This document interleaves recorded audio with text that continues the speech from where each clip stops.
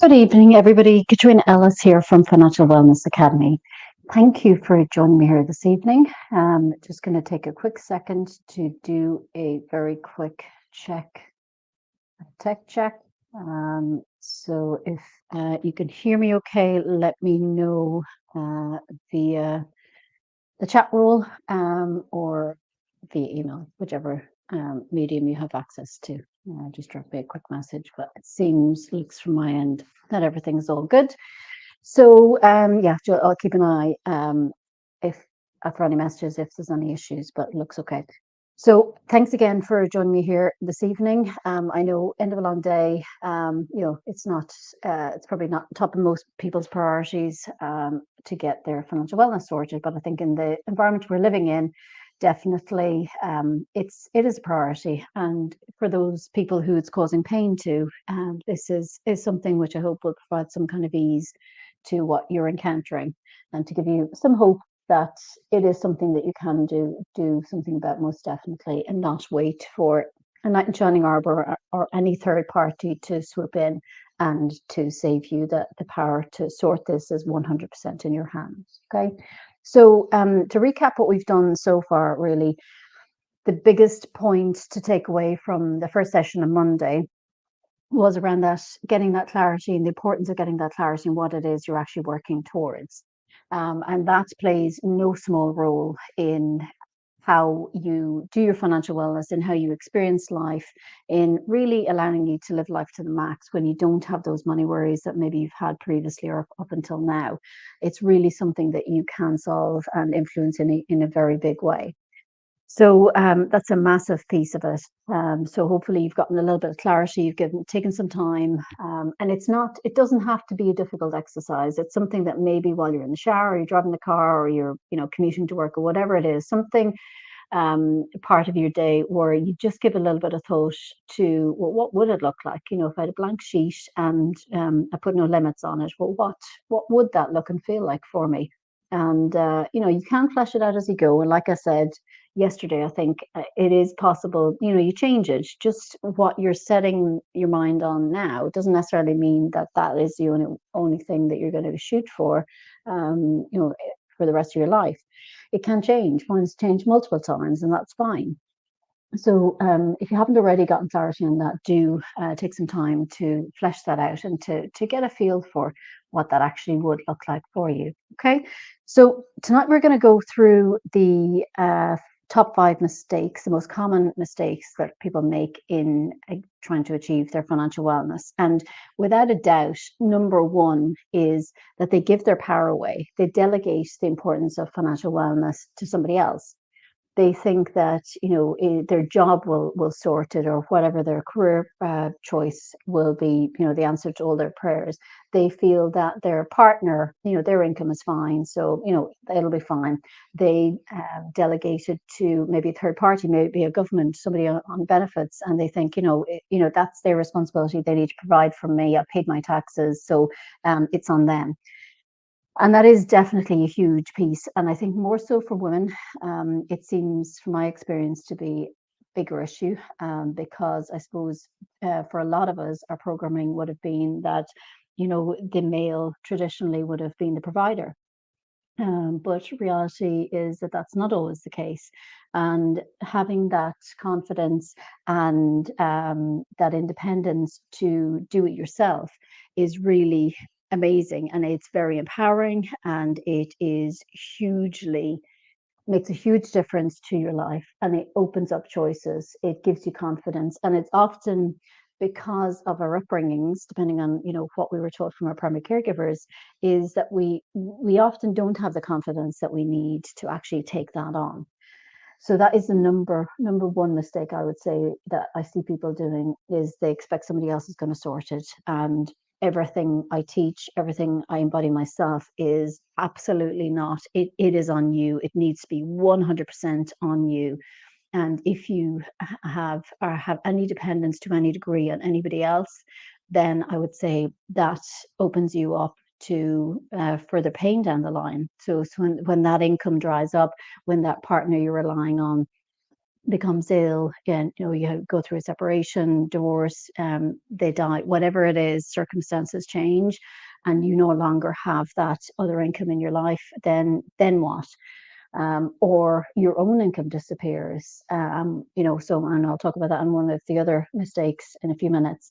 So it's a hugely important piece, and it's one that you want to really give thought to, as to are you are you relying on somebody else to sort this out for you, or are you really of the mindset, yeah, this is on me? And hopefully, through as we work through the week, you'll see that whilst maybe you're not 100% believing that right now, that you can, as we work through the various pieces during the week, see that actually, what, this is something I could do.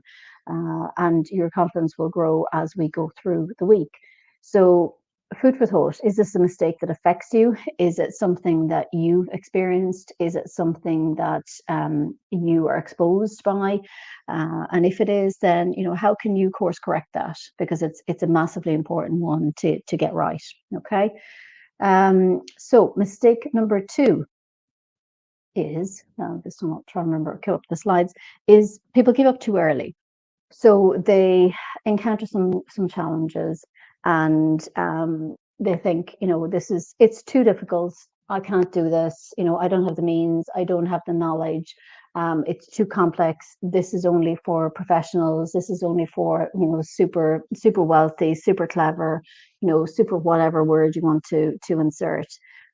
It's not. This is something that I 100% believe that anybody, regardless of their circumstances, their age, their place in life right now, you can have access to. It's a choice. It's up to you. And I would say one of the biggest disablers is mindset. And when I came into this space in the beginning, I felt that there was a lot of complexity around how to do this well. And that was my limiting belief. What I found out very quickly was that I was storming ahead in the group that I was learning in. And I couldn't quite figure out, I definitely wouldn't consider myself above average intelligence, but I am a grafter and I am an action taker. And that's what it came down to. And it was my mentor pointed it out to me numerous times. She said, Katrina, it's about your mindset. Your mindset is, I can do this. And I just ran with it. So yes, I was sleep deprived out of my head. I had 3 small kids.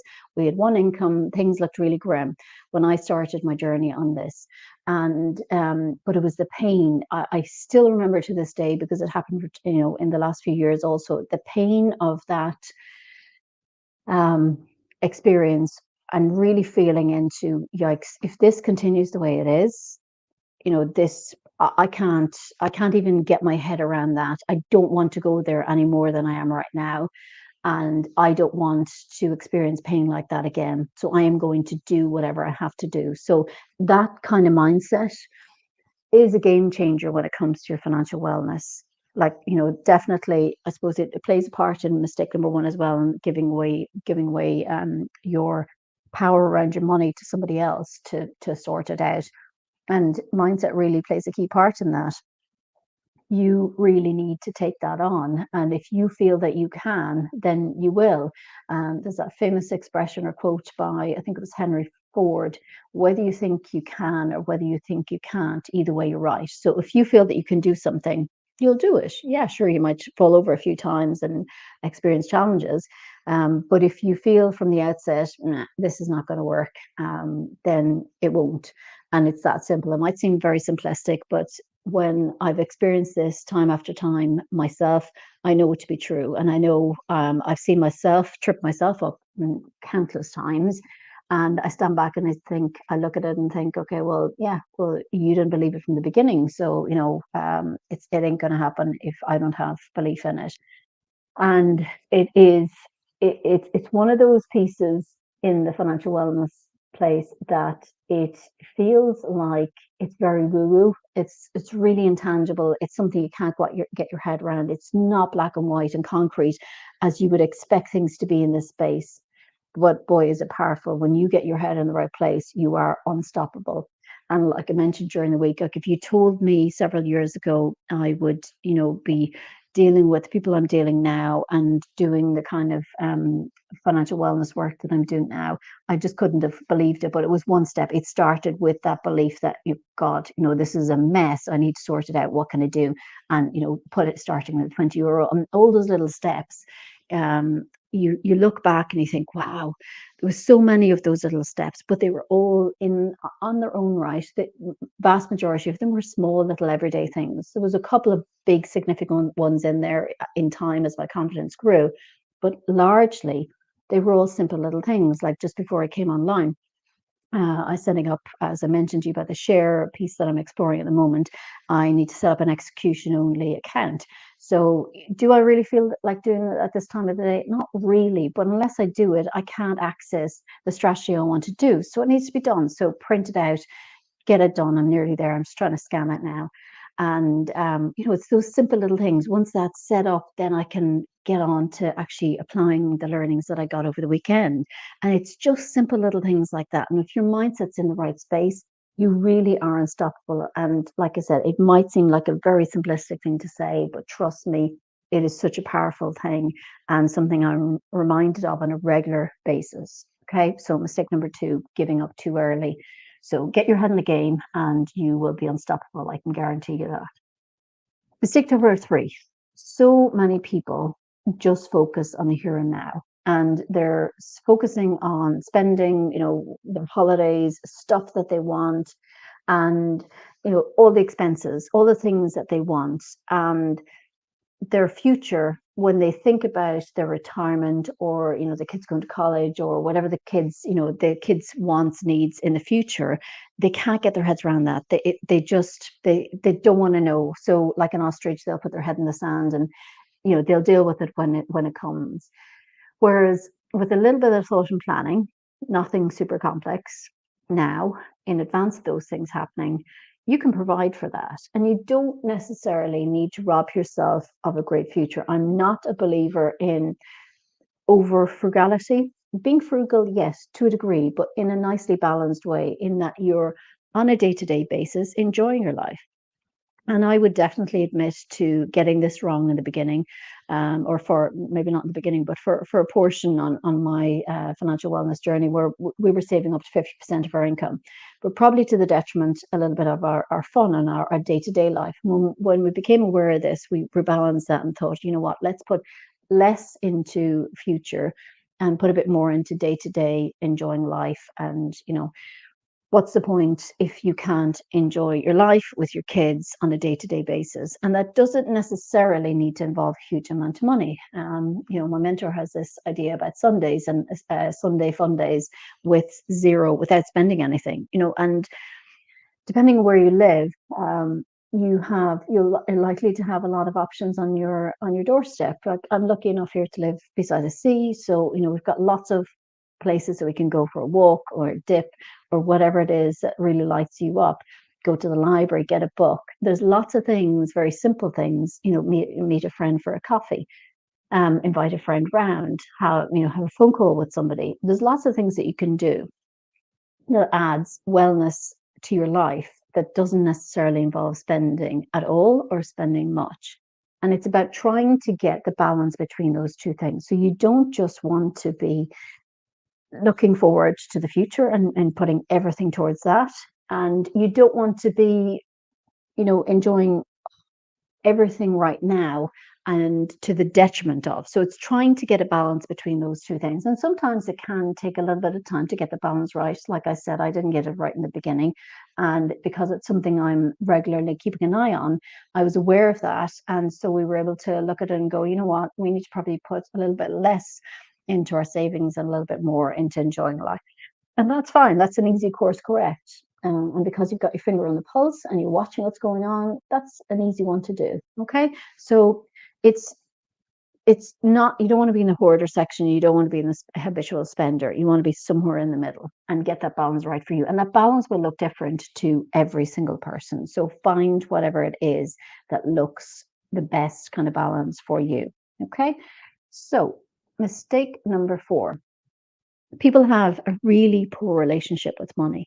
And when I talk about relationship with money, the analogy that makes most sense to me is if you think of your relationship with your money like a relationship with your friends, a friendship, and you think that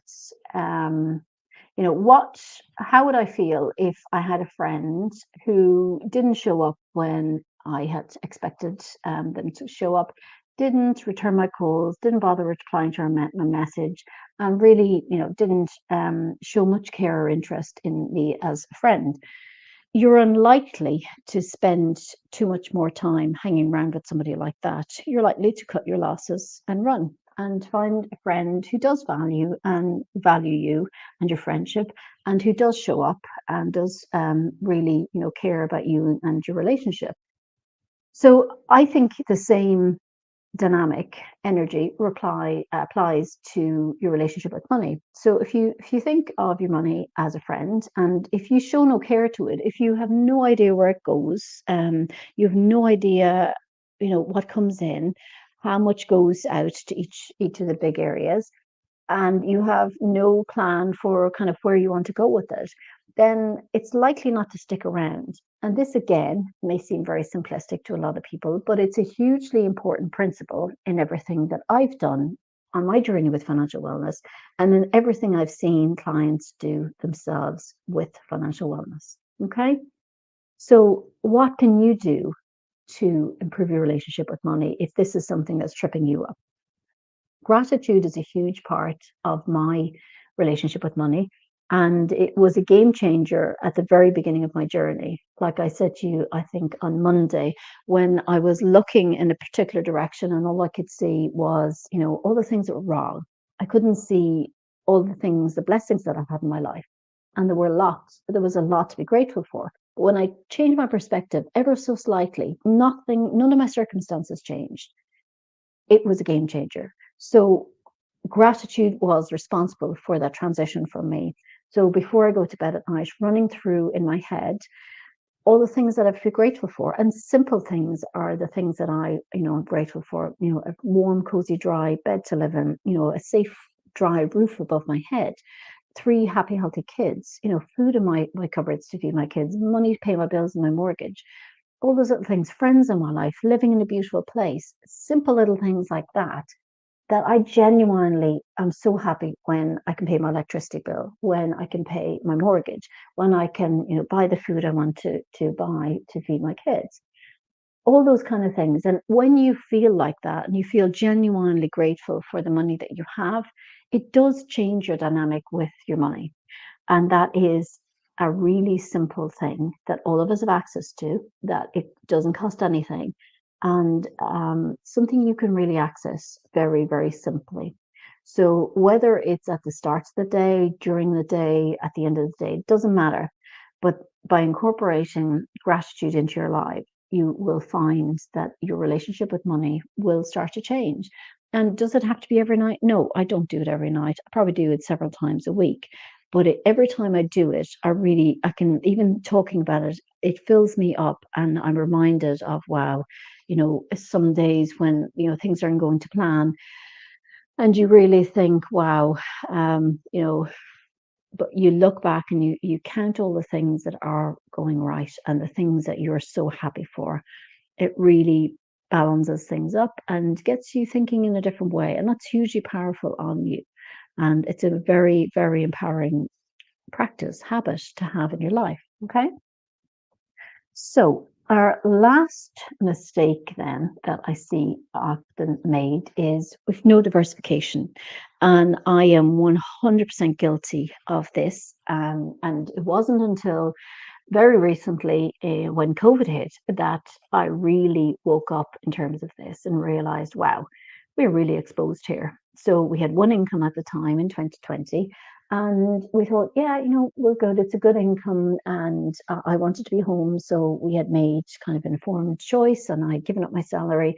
And then COVID hit and wiped that income out and hit the industry that income was in such a bad way. Then we had a job loss, and then we had a salary decrease of about 40%.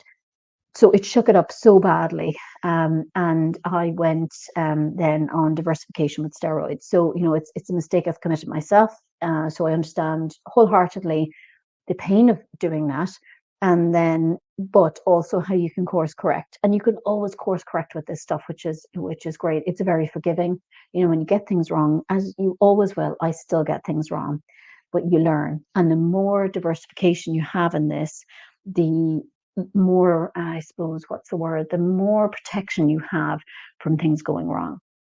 So if you're putting all your eggs in one basket, it's going to increase your risk. It's going to make you a lot more vulnerable than if you have your income coming in from several sources which are unrelated, which is why I explained to you where I'm sitting now is our Airbnb.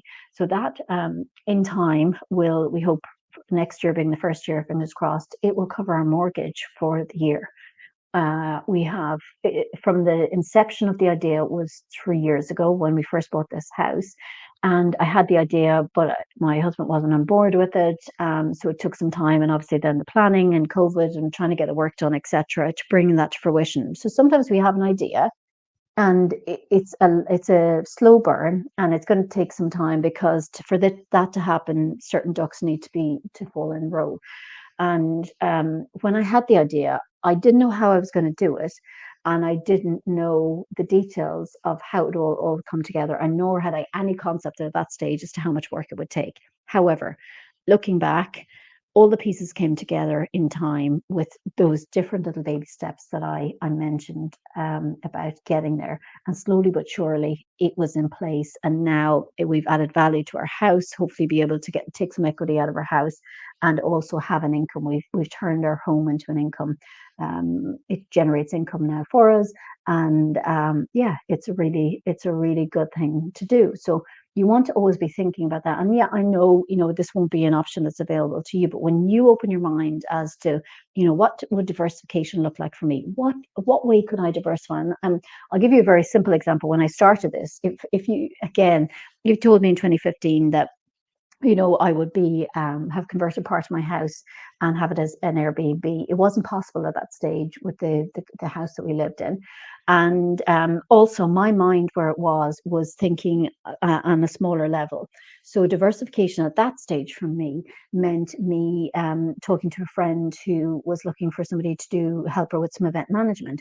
It meant helping my mum with some bookwork that she had too much on her plate, and the extra income helped me. It was little things like that that actually added some income to me. And at that point, that was my diversification. But as I scaled up, the diversification became bigger, and then the buy to lets came in and other bigger pieces came in. But to start with, the diversification can be smaller.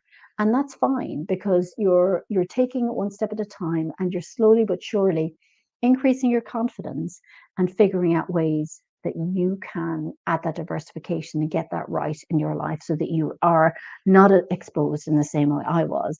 And that if, life throws you a major curveball, you've potentially got some other options that you can take down time, like we mentioned, maybe with a child who's ill, or a parent or a family member who's close, and you need to maybe take some time off your day job to actually spend some time with them. And that's what diversification allows you. It gives you that choice. And when you're dealing with maybe a difficult situation where somebody's health is concerned, not having the additional stress financially is such a blessing. So being able to just focus on the emotional piece of it, which in itself is heavy, but you don't have the added financial piece, and that is a huge blessing, and something I'm very grateful for. In as my parents enter their elder years, to be able to up sticks and go to them if I need to. So diversification is something that it's really a very good one to start to consider. And like I said, your diversification where you might be right now is not necessarily where it will be, down the road. But think about it and think, what might it look like?